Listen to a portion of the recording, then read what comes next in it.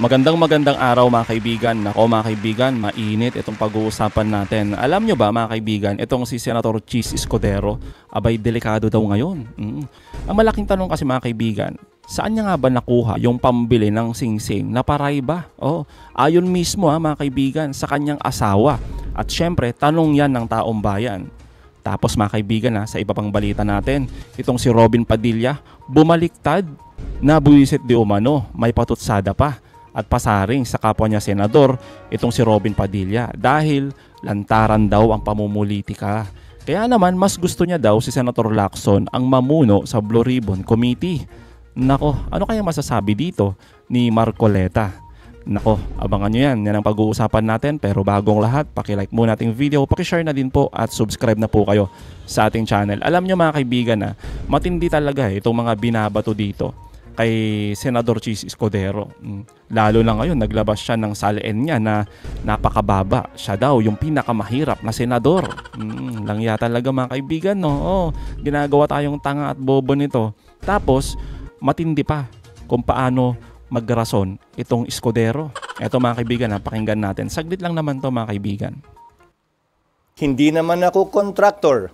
Hindi ako bahagi na anumang negosyo kaugnay sa construction o supply sa pamahalaan mula nung pumasok ako sa gobyerno noong 1998.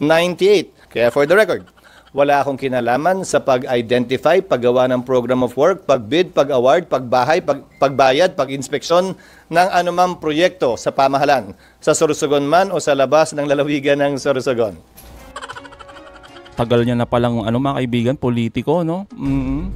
Ilang taon na yon, 1998 daw Ang tagal na, talagang nilumot ka na sa pagiging politiko mo. Kaya siguro sanay na sanay ka na, no? Sa pagpapaikot. Tanong lang naman, sa pagpapaikot sa ating mga kababayan, di ba? Mantakin mo 18 million nasalin. Alam nyo ba mga kaibigan, sinasabi pa ni Chis Escudero, simple lang daw talaga siya yung buhay nila. At hindi siya mayaman tulad ng ibang senador o congressman dahil hindi naman daw siya kontraktor. Tapos, wala naman daw siyang ninakaw o ninanakaw na pera ng taong bayan. Ngayon, ang pinakamalaking tanong talaga dito na talagang ito yung mga kaibigan na trending talaga Sinasabi pa niya lagi na ang puso niya daw ay para paglingkuran ang ating mga kababayan. Kaya naman, ang tanong sa'yo, paano? Paano mo may papaliwanag ito? Pakinggan po natin to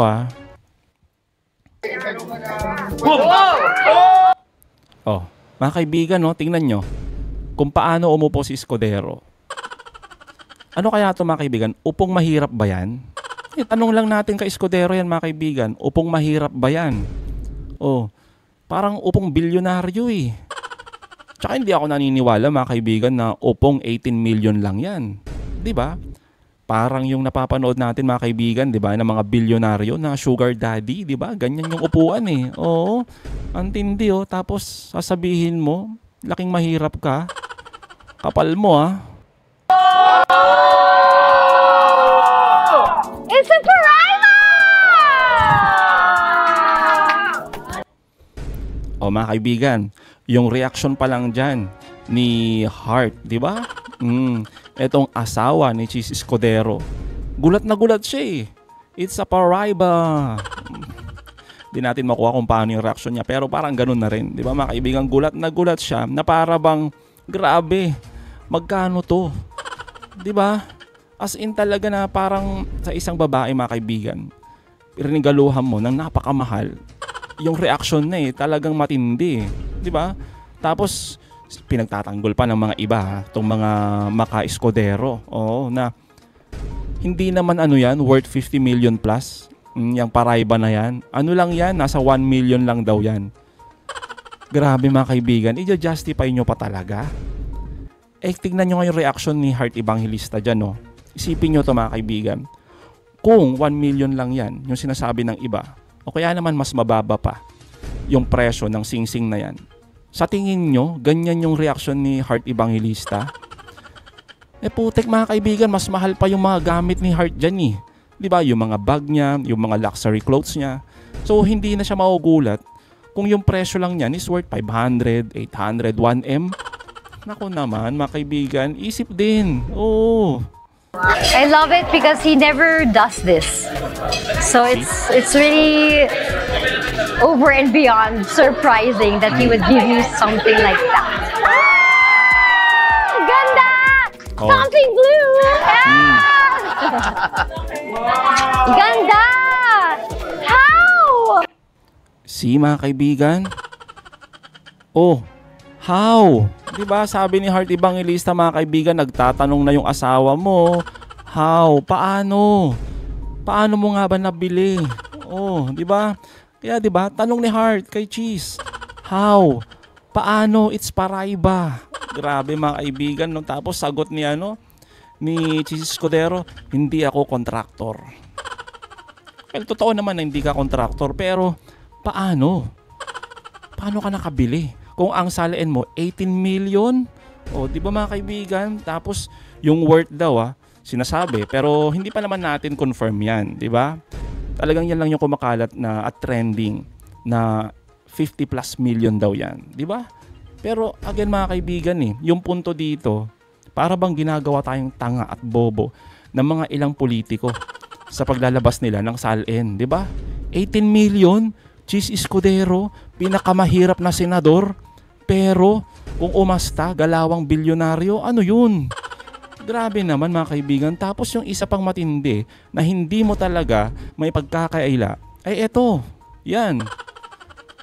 Paano ka nagkaroon ng lupain dyan sa Alpaland, kung saan billionaires village? O di ba, sabi mo mahirap ka lang. O 18 million lang salain mo, pero meron ka daw pagmamay-ari dyan. Pero sinasabi naman po ni Escudero, wala daw. Pero kita naman sa mga larawan, mga kaibigan, tsaka isa pa, director daw siya dyan, dyan sa Alpaland. O, mantakin mo, billionaires village, tapos yung gagawin nilang director, isang senador na pinakamahirap. Parang hindi ata nagme-make sense yun, mga kaibigan, no? Kasi nga, kung meron siyang pagmamay-ari dito, kung meron man, no, isipin ninyo, yung mga na lang dito, mga bedroom, umaabot na ng 60 million to 100 million. Tapos ulit-ulitin natin, isampal natin dito kay Escudero na meron ka lang 18 million na salain. Aba, matindi ka talaga. Oo. Kaya naman, mga kaibigan, yung mga iba nating yung ibang kababayan natin, hindi talaga maiwasan na mag-isip na para bang ginagawa tayong tanga ni Escudero. 'Di ba? Parang harap-harapan na panloloko na ito. Hindi lang yan, mga kaibigan. Meron pa siyang di ba?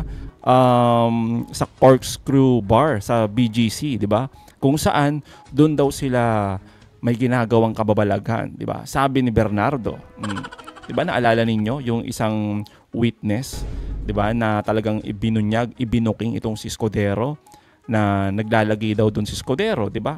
Ano rin yun, mga kaibigan, Billionaires Club din yun, na mahilig sa wine. O akala ko ba mahirap ka? 18 million, tapos yung favorite na wine mo, million ang halaga. Aba, matindi ka. Tapos lagi ka na lang nandun sa mga club ng mga billionaires. Ang tindi mo din, Escudero, no? Kaya naman, ang sabi po, mga kaibigan, ni Attorney Falsis, eto. Attorney Falsis sa salain ni Escudero. Lifestyle ni Cheese, the math is not mathing. Totoo, mga kaibigan, hindi nagre-reflect kasi. Yung salain mo 18 million, tapos yung worth ng Brazilian Paraiba ring 50 million. Kayo po ba, mga kaibigan, naniniwala ba kayo dito? Oo, dito sa transparency kuno na salain ng mga ibang politiko. O lalo na to si Escudero, 18 million. Aba, matindi ka talaga. Oo. Tapos, mga kaibigan, sinasabi nila, yung mga daw ginagastos ni Heart, pera niya. O sige, bigay na natin yun, mga kaibigan. Bigay na natin yan kay Heart, okay? Kung kaya niyang bumili, gumastos ng ganyang ka-luxurious na lifestyle, di ba? Talagang lavish na lifestyle. Lagi sa doon, sa ibang bansa, di ba? Dahil daw siya isang model. O, ang ganda, model, pero ang liit. Pero bigay na natin yan, okay? Yung ganun na argument nila.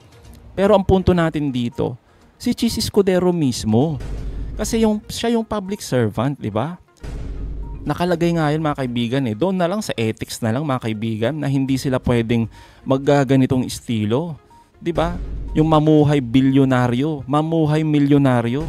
'Di ba? Bilang public servant, dapat ikaw mismo yung magpakita ng para bang sabihin na natin mga kaibigan na simple lang. 'Di ba? Simpleng pamumuhay lang. Kasi nga karamihan sa atin ay nandito lang tayo sa mahirap na katayuan ng buhay. Tapos, ganito yung buhay nila, bilyonaryo. 'Di ba? Tapos sasabihin lang sa atin, 18 million. 'Di ba? 18 million na salin. Ay, grabe talaga oh. Kaya naman mga kaibigan, hindi talaga maiwasan na sabihin na reaction mga kababayan natin na ginagawa tayong tanga at bobo talaga ng mga ibang politiko na nagpapakita ng mga salin nila na hindi naman kapanipaniwala sa totoong nakikita ng ating mga dalawang mata. 'Di ba? Grabe kasi yung lifestyle mga kaibigan, 'di ba? Pang bilyonaryo lahat ng mga galawan tapos salin 18 million. Ay nako talaga, ang kapal ng mukha. Tapos mga kaibigan, maiba tayo. Dito tayo kay Robin Padilla. Antindi ho kasi ngayon ni Robin. Sabi po kasi ni Robin Padilla, mas bet niya daw si Senator Lacson na maging chairman ng Blue Ribbon Committee kaysa sa mga senador na lantaran ang kulay ng politika. Kaya naman mga kaibigan, yung mga ibang mga makadilis ay galit na naman dito kay Robin Padilla. Kasi daw bumaliktad na naman daw, bumalimbing. Kaya naman sagot ng mga kababayan natin, no, sa mga netizens ay ganito po. Iiyak na naman si Marcoleta dyan. Nako, iiyak nga ba yun? Ano bang issue ni Marcoleta? Yan, sasagutin natin yan mga kaibigan.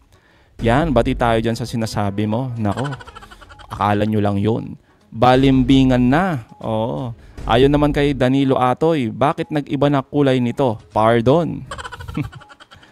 Anyari Robin Padilla, iiyak na naman si Rodante Marcobeta. Alam niyo mga kaibigan, sa totoo lang, ang gusto talaga ni Robin Padilla ay si Marcoleta. Nagkataon lang talaga na hindi talaga pwede Hindi talaga pwede sila makapag-decide na sila yung mamimili kung sino yung gusto nilang Blue Ribbon Committee. Siyempre, nasa minority sila. Pero mga kaibigan, huwag kayong huwag kayong papabudol sa mga sinasabi ni Robin Padilla. Kasi ang unang gusto nila ay si Marcoleta. Ngayon, ang sinasabihan niya yan ay siguro si Tulpo, si Erwin. Yung sinasabihan niya dyan, hindi ho si Marcoleta. Kasi nga, ulitin natin, si Marcoleta po yung gusto niyang maging Senate Blue Ribbon Committee Chairman. Pero since hindi pwede, kasi nga nasa minority sila, wala silang magagawa o makapag-decide kung sino yung magiging chairman na gusto nila, kaya sinasabi niya na lang ay mas gusto niya na lang si Lacson. Again mga kaibigan, huwag kayong papabudol dyan. Hindi ho yan balimbing. Tulad nga ng sinabi niya, noon pa, di ba? Baka nakakalimutan na natin. Kahit sunugin nyo pa siya, mangangamoy Duterte yan. Kaya naman mga kaibigan, hindi ho totoo na meron silang alitan ni Marcoleta. Pero syempre, yung mga totong-tongo na mga gullible na mga makadilis, abay galit sila dito sa kapwa nila Duterte. Ay nako talaga. Kaya mga kaibigan, anong masasabi nyo patungkol dito? Comment down below. Again mga kaibigan, huwag niyong kalimutan i-like at i-share itong mga videos. Hanggang sa muli, kita-kita ulit tayo mga kaibigan.